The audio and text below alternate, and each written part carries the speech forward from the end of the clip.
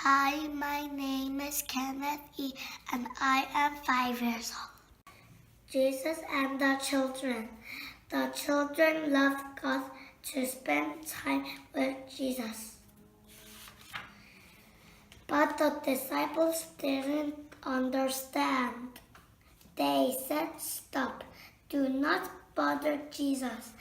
He is just too busy." Jesus told the disciples, "Let the children come to me.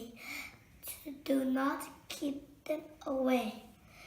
You must become like these little children if you want to enter God's kingdom." Then Jesus blessed the children.